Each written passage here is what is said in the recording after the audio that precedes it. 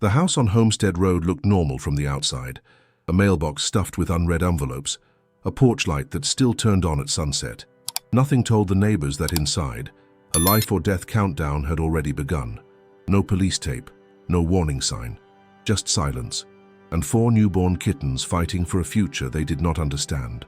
Their mother lay on the cold kitchen tile, ribs showing, eyes half open, tongue cracked from dehydration. 3 days without a single drop of water. 72 hours of a body tearing itself apart just to keep producing milk. Every instinct in her screamed to stand up, to search, to drink. But every time she tried to move, the kittens mewed, rooting against her body, begging for warmth, for food, for life. So she stayed. She starved her own cells to feed theirs. The water bowl sat inches away, completely dry. The sound of dripping came from the sink, but the faucet had no pressure. The owner was gone. Arrested and taken into custody without a single note about the animals left behind. The door was locked. The air was still. The world had moved on. Her heartbeat slowed to conserve energy. Her kidneys began to fail. Muscles burned from acid buildup. But she curled her body tighter around the kittens, choosing pain over distance, love over survival. Outside, a neighbor walked past, heard a faint cry, and kept going. Inside, a single question filled the room like a ghost. How much can a body give before it disappears? Santa Clara, California, a tech city built on billion-dollar startups, glass offices, and spotless sidewalks. But behind one locked door, in a small duplex just 4 blocks from Homestead High School, the system failed the smallest lives it was supposed to protect. When the owner of that house was taken away in handcuffs, the police report listed 1 human.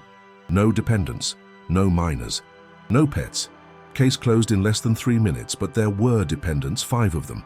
4 newborn kittens and a mother cat, whose entire body became their only source of heat, food, and hope.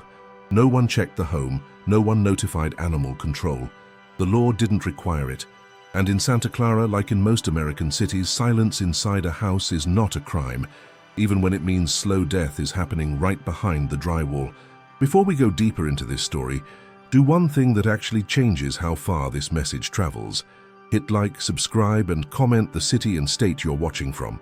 That one comment is what pushes this story into other people's feeds. People who might be the neighbor who doesn't walk away next time. Because what happened in that kitchen is not rare. It is just unseen, and the only reason you're hearing it now is because someone finally opened the door on the 3rd day. By then, the mother cat could barely lift her head. Her body had used every drop of water left inside her to make milk her kittens could drink. Her heartbeat was fading, but the kittens were still alive. They were alive because she refused to drink for herself. And that is where the real story begins. The first day did not feel like survival yet. It felt like confusion. When the front door slammed and the footsteps faded, the mother cat did what she always did. She waited. She expected the sound of keys, the shake of a food bag, the splash of water in the bowl. She expected the routine she trusted. Cats do not understand arrests. They do not understand court dates or holding cells. They only understand presence and then absence. And absence in a locked home is louder than sirens. The kittens were barely a week old. Eyes still foggy, legs weak, instincts raw. They didn't know they were alone. They only knew hunger. The mother cat nudged them closer to her belly, pushing them toward milk they could not see but already depended on completely. They suckled with tiny jaws that had no idea they were drinking the only liquid left in the entire house. The first signal of trouble was the bowl. She walked to it, stiff from the hours spent curled around the kittens, and found nothing inside, not even a drop. The metal scraped against the tile when she pushed it with her paw, hoping the sound would summon the hand that always refilled it. The hand did not come. The bowl rolled, empty and hollow, like an echo of neglect. She checked the food dish. A few crumbs, dry and sharp. She licked them not for taste but to steal whatever moisture her tongue could find. It burned her throat instead of helping, so she went to the sink. The faucet smelled of water, but when she nudged it, no flow came. The pressure line had been shut off after the arrest, a detail the police never thought twice about. Pets do not appear in utility forms. Their thirst is not logged in government systems. By evening, the first sign of dehydration arrived. Her tongue thickened. The inside of her mouth felt chalky. Her body sent a quiet alert. Find water. But she looked at the kittens, and her instinct overpowered the signal. They needed warmth, milk, heartbeat, so she returned to them. She lay down slowly, wrapping her body around them like a living shield against the growing cold of the empty house. Outside, life continued without consequence. Cars passed on Homestead Road. Someone laughed near the sidewalk. A delivery driver dropped off a package at the wrong address. Neighbors scrolled on phones, ordered dinner, streamed shows. Not one of them knew that inside the duplex, the water bowl had already become a silent instrument of death. Night fell. Hunger sharpened the kittens' movements. They kneaded her belly with tiny paws, coaxing the milk flow. The mother cat winced. Producing milk cost her hydration she could not replace, but the body does not ask permission. It gives. It sacrifices.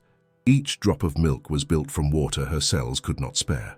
But the body is wired for the children first. So the milk came, and the water left her tissues forever. Sleep was shallow and interrupted. Every sound from outside made her lift her head in hope. A door, footsteps, a voice, anything. But each noise belonged to someone who did not care, someone who did not see past their own life, someone who had never imagined that a mother could be dying 3 feet from a fully functional faucet, one that would stay dry until the last breath left the house. By morning, the headaches began. She could not name them, but the ache in her skull pulsed like a warning light behind her eyes. Her blood was thicker now. Her heart had to push harder to move it. The muscles in her legs cramped when she stood, so she stopped trying to stand unless she had to. The kittens mewed again. Hunger does not slow for sympathy. They latched, mouths desperate, and she let them take what they needed. She licked their foreheads between each wave of nursing, cleaning them, soothing them, teaching them. Even as her own strength dimmed by the hour, she tried one more time to search for water. She walked to the bathroom, sniffed the toilet lid, tried to move it, but she was too weak to lift it. She pawed at the base, hoping for leftovers. Nothing, just porcelain and dust. She lay down on the tile and felt the coolness, a brief relief against the heat building under her fur, but she could not stay. The kittens called again. She dragged herself back. The dehydration symptoms escalated. Her eyes, once bright, now looked glassy. Her saliva was gone. Every swallow scraped. Her kidneys had started the early stage of shutdown. The body, realizing water was gone, rerouted remaining fluids to the highest survival priority: blood and milk. Everything else, joints, skin, muscles, was left to dry. That was when the first tremor hit. A violent shiver, small at first, then stronger. She curled tighter around the kittens to stop it, her spine arching involuntarily. If she left them even for 1 minute, they would lose heat, and hypothermia would finish what thirst had started. So she fought the tremor down, pressing her body into them like a furnace with a fading flame. On the other side of the wall, the neighbors heard faint noises, soft cries almost like a squeaky toy, but dismissed them. People in busy cities learn to ignore what they do not understand. A cry becomes just a sound. A sound becomes not my business, and so nothing happened. Day 1 passed without rescue, without awareness, without mercy. At sunset, the mother cat could no longer lift her tail. Her muscles twitched on their own. Her body had entered catabolic mode, breaking itself down to fuel the milk. Fat, then protein, then hydration from her own cells. She was, in the literal sense, dissolving into the kittens, her life becoming theirs, her thirst turning into their nourishment, sacrifice woven into biology. She did not know she was dying. She only knew she was a mother, and mothers do not stop, even when the water runs out, even when the body begins to fail, even when the world forgets they exist. The first day ended with the house in total darkness, the kittens asleep and full, and the mother cat staring into the void with eyes half closed, holding on to life by instinct alone. The clock had already taken 24 hours. There were still 48 left to survive. By the start of the second day, her body was no longer asking for water. It was demanding it. The headache had become a pulse. Her organs felt heavy inside her, dragging like stones tied under her ribs. When she tried to stretch her legs, the muscles seized in tight knots, as if someone had tied invisible wires around her limbs and pulled. It was the early stage of systemic collapse, but the kittens did not know that. They only knew milk. They only knew warmth. They only knew the heartbeat under their faces, slower than before, but still there. The mother cat's breathing changed. What had been smooth and silent was now shallow and deliberate, each inhale controlled, each exhale shorter than the last. The air in the room was stale, the windows sealed shut, the curtains drooping like tired lungs. She tried to lick her lips, but her tongue stuck to them. There was no saliva left. Her body had diverted the last reserves of fluid into milk production, as if the laws of nature themselves had made a promise. They live first, you live later, if there is anything left of you. She looked again toward the empty water bowl, only inches away, but it might as well have been a mile. Her vision blurred around its shape. The tile pattern beneath it shifted like heat waves. She blinked, but the shapes did not return fully. Dehydration was pulling water out of her own eyes to keep her blood from turning to sludge. The kittens woke and cried, tiny voices that stabbed the silence like needles. They kneaded her stomach again, tiny paws pressing, searching, pushing instinctively for milk. The pain made her flinch, but she did not pull away. The body obeyed them even as it betrayed her. The milk came, but slower this time. The flow cost more than the body could afford. Every drop they swallowed stripped her cells of another fraction of survival. Outside, the city was awake. Santa Clara commuters drove past, heading to tech jobs in glass buildings where free, sparkling water ran from company fridges. Cafes opened their doors. Students walked to class. Walgreens stocked bottled water on aisle ends, bright and cold and endless. A world drowning in excess, while a mother cat died from thirst 4 miles away. The contrast was not dramatic. It was normal. And that was the tragedy. By midday, she began losing balance. When she tried to stand, her legs trembled like twigs in wind. She reached the doorway and collapsed, body sliding sideways onto the tile. The impact made one kitten roll off her stomach and mewl in panic. She forced herself up, dragging the kitten back with her paw, tucking it close again. The tremors returned, stronger now, shaking her spine like electrical wires snapping inside her body. The kidneys, starved of fluid, began shutting down filtration. Toxins built in her bloodstream, clouding her thoughts. She paused often, staring at nothing, forgetting for seconds why she had moved. Then the instinct would snap back into place. Kittens, and she would return to them again. At one point, she raised her head as if hearing something. A voice outside, a set of footsteps. Hope flickered in her dimming eyes. She waited. The steps moved on. The silence returned. The hope died. That is how dehydration kills. Not fast, not loud, but slowly, stealing pieces of function until identity dissolves.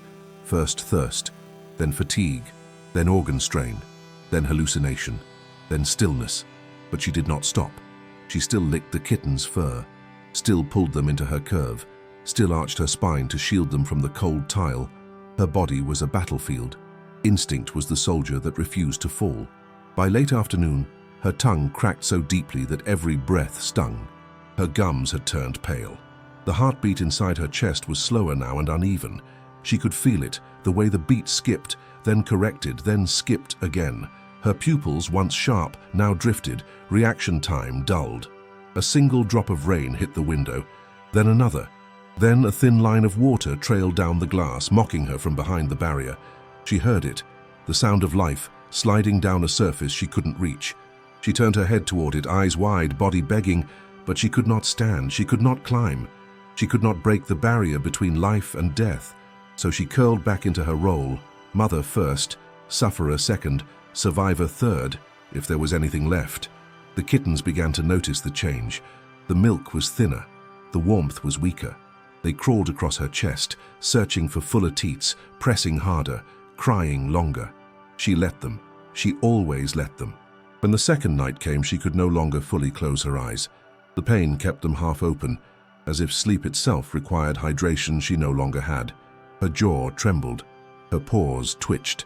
The body was cannibalizing itself now, pulling water from everywhere but the milk ducts. She was feeding them with her death. That is the truth of the second day. The body stops trying to live for itself and starts trying to live only for others. Evolution is not tender. It is ruthless. It sacrifices the mother to protect the young because statistically they have more years ahead. But there was one thing evolution could not predict.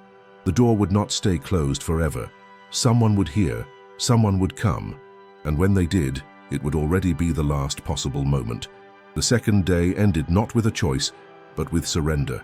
She was no longer fighting to live, she was fighting to last. One more hour, one more feeding, one more chance for the kittens to wake up breathing. The body had already started shutting down, but the love had not. The third day did not begin with sound. It began with silence. Not the silence of rest, but the silence of slowing hearts. The kittens no longer woke with sharp cries. Their movements were weaker, slower, uncoordinated. Their paws, once kneading with desperate rhythm, now pressed without force, slipping against her fur like fading signals. They were still alive, but the line between alive and dying had thinned to a thread. Their bodies were beginning to run out of reserves. Newborns cannot store energy. They live feeding to feeding, heartbeat to heartbeat, and the milk that once filled their stomachs had turned watery and sparse.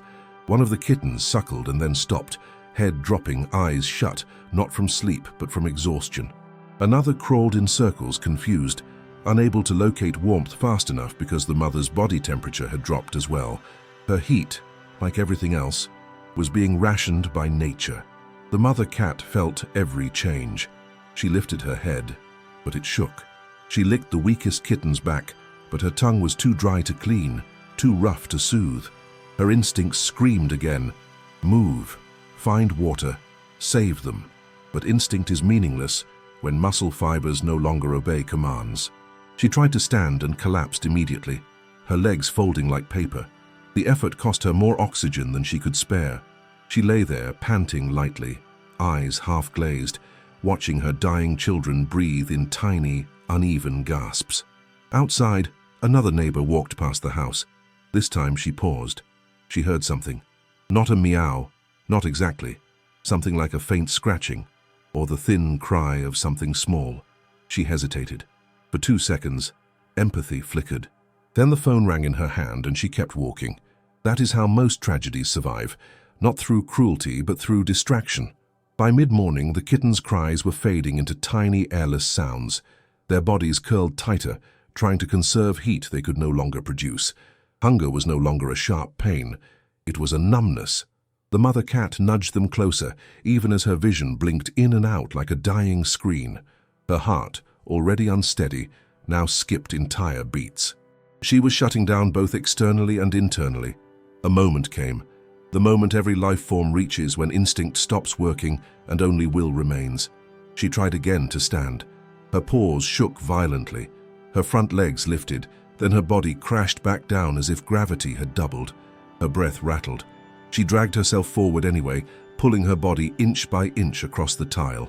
The destination was not food, not water, just the place where sunlight hit the floor, a warmer patch where the kittens might survive 30 minutes longer.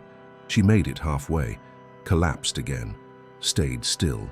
That was when the first true danger for the kittens began. Without enough milk, their blood sugar crashed. Their muscles twitched involuntarily. One of them stopped moving entirely, just breathing, shallow, slow, fragile. Newborns do not know what death is, but the body always knows when it is near. It prepares in quiet ways. The mother cat placed her head over the smallest kitten and closed her eyes. Not in sleep. Sleep was gone, but in protection. Even dying, she shielded. Even collapsing, she covered. Hours passed. Then, finally, something broke the rhythm of death. A knock, not on the front door, on the neighbor's door. The neighbor opened it. A volunteer from an animal welfare group stood outside, holding a clipboard. They were responding to an anonymous call. "I think an animal is dying in the house next to mine." No names, no details, just a whisper of conscience from someone who had heard and finally chosen not to walk away. The volunteer crossed the yard, knocked once. Silence. Knocked again. Silence. Then she heard it. The sound almost too soft to identify. Not a meow, a breath. She called animal control. A patrol car arrived. A locksmith followed. 15 minutes passed. The last 15 minutes the kittens had left. The lock turned, the door opened. The smell hit first. Not rot, not yet, but the smell of bodies trying to survive without water. Sour, warm, metallic. The volunteer stepped inside. Her eyes landed on the kitchen tile. 4 kittens, 1 mother, still alive, barely. The mother cat did not lift her head this time. She had no strength left for hope. She saw shapes moving toward her and tried to raise her ears, but even they were too heavy now. The volunteer knelt, her voice cracked. Oh my God, she's still feeding them. Gloves on, towels down. Kittens lifted first. They were so light their bones nearly showed through the skin. One did not react at all. That one went straight to the warmer unit. The others were placed in carriers, tiny mouths opening, but no sound coming out. Then came the hardest part. The mother. Her heartbeat was faint. Her gums were white. She was on the edge of organ failure, beyond dehydration, beyond exhaustion. But when they lifted her, her head turned and searched for the kittens. She was still trying to reach them, still trying to nurse, still holding on. She had lasted 3 days without water because she refused to drink what her body needed to survive. She had turned every drop of life she had into milk, and now there was nothing left in her to give. The kittens were dying. The mother was dying. And the clock had expired. Rescue had come, but it might have come too late. The ride to the emergency clinic felt longer than the 3 days that came before it. The kittens were placed in an incubator box lined with heated pads, wires running to their tiny bodies like lifelines. The mother was carried on a stretcher, an IV catheter already taped to her leg, but no fluids flowing yet. The vet needed to check if her veins could even handle hydration without rupturing. At that stage of dehydration, the circulatory system was a cracked riverbed. Too much fluid too fast and the heart would fail. Too slow and the organs would finish shutting down. Inside the clinic, everything was bright, cold, efficient. Monitors beeped, gloves snapped.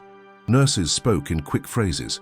The kittens were placed under a warm lamp, formula drip prepared, glucose rubbed onto their gums. One of them still didn't move. The vet placed a stethoscope against its chest and closed his eyes for a moment, searching. Then, faintly, a heartbeat. Slow, but there. "We have a pulse," he said, and the room exhaled. The mother cat was next. They lifted her gently, placing her on a table with absorbent pads. A vet tech whispered, "She's still trying to curl around something. Instinct won't stop." Another voice replied, "It's the milk response. Her body hasn't shut that down yet. Even now she thinks she's supposed to feed." Her pulse was barely readable, body temperature below safe levels. Blood thickened like syrup. The vet made the decision. Controlled rehydration, drop by drop, through a warmed IV line, then oxygen, then glucose, then wait. They did not know if she could hear them, but they spoke softly anyway. "You did everything. You kept them alive. It's our turn now." Meanwhile, outside the clinic, the story was already shifting from tragedy to outrage. The volunteer had posted a single photo. The empty water bowl, the cracked tile, the mother curled around her kittens like a shield made of bones. Within 1 hour, it had 30,000 shares. Within 2, local news called the shelter director. By the end of the night, the Santa Clara sacrifice cat was trending on social platforms under multiple hashtags, most of them angry. People wanted to know how this was legal. How could someone be arrested and taken into custody without officials checking the home for living beings? How could a city that writes laws about trash pickup, street parking, and drone zones have nothing written about dependent animals left behind in arrests? The next morning, the first news van parked in front of the duplex. Reporters pointed at the locked door, at the mailbox still stuffed with letters, at the police report that simply said, "One adult male, no dependents." Their voices carried indignation. No dependents? Who defines dependence? Who decides that only human breathing counts as life worth noting? Comment sections turned into courtroom seats. Some blamed the owner, some blamed the police, some blamed the law. But the pattern was clear. The world only cared now because someone had opened the door, just in time. If no one had entered, the kittens' bodies would have been found 4 days later. Stiff, cold, unreported, unseen. And the mother. She would have died curled around them, and her story would have ended in silence. At City Hall, the wave reached officials who did not want to deal with it. "We don't legislate animal welfare at the arrest level," one spokesperson said. "It's not our jurisdiction," another added. But the pressure kept mounting.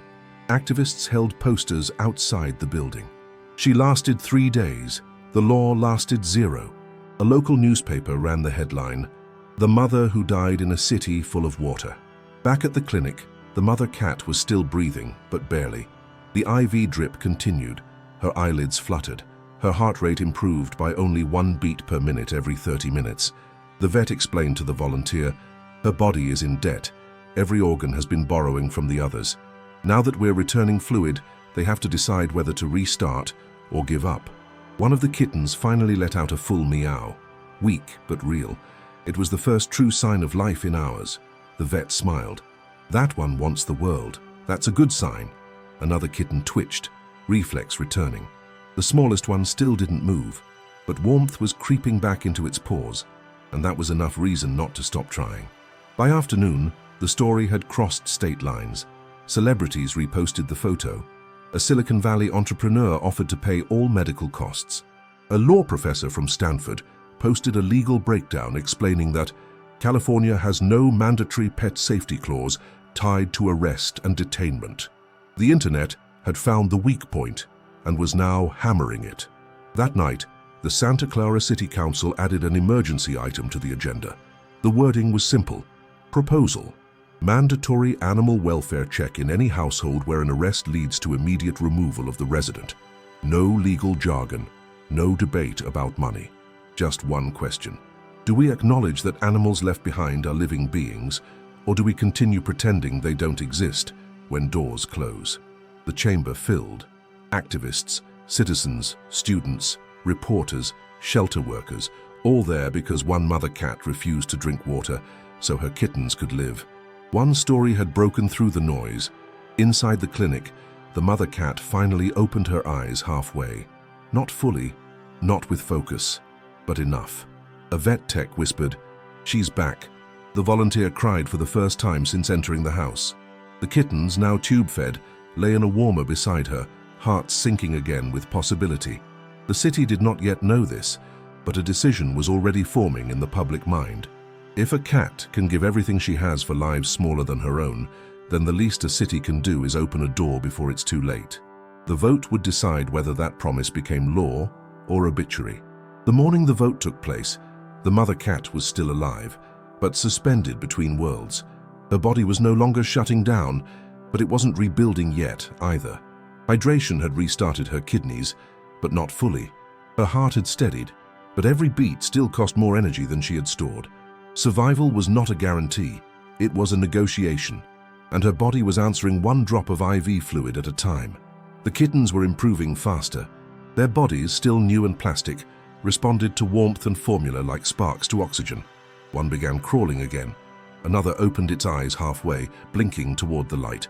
The smallest one, the one they thought would not make it, took in 0.5 milliliter of formula and then slept, but slept with the slow rise and fall of life, not the stillness of resignation. The vet watched them and said quietly, "They came back because she refused to stop giving." At City Hall, a different kind of pulse was forming. Reporters filled the corridor. Activists held signs with the empty water bowl printed in black and white. Students from the high school arrived in groups, some holding pictures of their own pets taped to cardboard. A shelter worker stood near the podium with a single sentence written on her sign. 3 days without water. 3 days without law. When the council members took their seats, the room fell into a silence so sharp it cut through the air. Public comment opened. A teacher spoke first. "If a child had been left inside that house, we would call it criminal neglect. But because they were animals, we call it an oversight." A firefighter added, "We check for smoke alarms. We check for gas leaks. We do not check for living beings that cannot speak. That is not safety. That is paperwork posing as care." The vote came faster than anyone expected. 7 members, 1 motion, 1 rule added to the arrest protocol. Any law enforcement action resulting in detainment must trigger mandatory visual welfare check of the residents for dependent animals. It passed, not unanimously, but decisively. And with that, Santa Clara became the first city in the state to put animal life into the same checklist as electricity shutoff, firearms removal, and minor protection clauses. The headline wrote itself, "The Cat Who Changed the Law." At the clinic, the mother cat was still fighting her slower, quieter war. The first sign of real return came when she lifted her head and looked toward the carrier holding the kittens. It was not strength, it was recognition. Her eyes tracked them. Her ears moved. Her body, still weak, remembered its purpose. The vet whispered, "She wants them near her again, but we can't risk body heat loss." The volunteer nodded. "Then let her hear them." They moved the warmer unit closer. A kitten squeaked. The mother blinked once, slow and heavy, the closest thing to relief she had shown in 78 hours. Over the next 2 days, hydration continued. Formula replaced what her body could not make. Vet techs massaged her limbs to keep circulation alive. Her blood work improved, cell by cell. Her heartbeat stabilized into rhythm. Her body temperature climbed past the danger line. And then, the moment every rescuer waits for, she tried to stand. It didn't last, it wasn't graceful, but it was a beginning. By the end of the week, she was moved into a recovery kennel, large enough for all 5 of them. For the first time since the house went silent, she lay on clean blankets, wrapped her tail around the kittens, and slept without collapse. The shelter released a statement. She survived, not because she was lucky, but because someone finally opened the door. News networks picked up the story nationally. Seattle, Denver, Austin, Miami all ran versions of the same question. Why is there no law for this in our city? Some cities shrugged and moved on, others called meetings, and a spark became a pattern. A month later, the kittens were adopted together by a family who lived less than 10 minutes from the house where they almost died. They named them Pixel, Circuit, Bite, and Signal, because Santa Clara is a city that speaks in code, and love was the only language that translated them back into the world. The mother cat stayed at the shelter longer. She needed time. Organs heal slower than bones. Trust heals slower than organs. But the day she was finally cleared for adoption, there was a line of people waiting. Not to own her, to honor her. The one chosen was a retired paramedic who said only this: she did more with no water than most people do with everything they need. He gave her a name, Oracle, because she had survived something no one thought possible and changed something no one thought about until she did. Her story did not end on a tile floor. It ended with law, with witness, with proof that survival is not always loud. Sometimes it is quiet, trembling, thirsty, and still unstoppable. And in Santa Clara now, when police take someone into custody, the checklist includes one new line. Are there animals inside? And the officer must answer it, because one cat already did. The house on Homestead Road is quiet again, but not in the way it once was. The mailbox is empty now. The blinds no longer hide a dying family. The tile floor has been scrubbed clean, but the story it held will not fade. It lives in the policy books of a city that now checks every door it closes. It lives in the 4 kittens who never learned they were minutes from death, and it lives in the mother who never drank a drop of water for herself because every cell in her body decided the world needed them more than it needed her. People like to say that animals act only from instinct, that love, sacrifice, loyalty, and grief belong to humans. But there is no instinct that explains 3 days without water while your body dissolves, yet you continue to feed those who cannot live without you. That is not survival. That is surrender of the self. That is choice written into blood. That is love without language. Oracle sleeps now in a warm house with bowls that never go empty and a window that lets in the sun without trapping her behind it. The kittens she saved will never remember the hunger, but the world remembers for them. Every time an officer asks, "Are there animals inside?"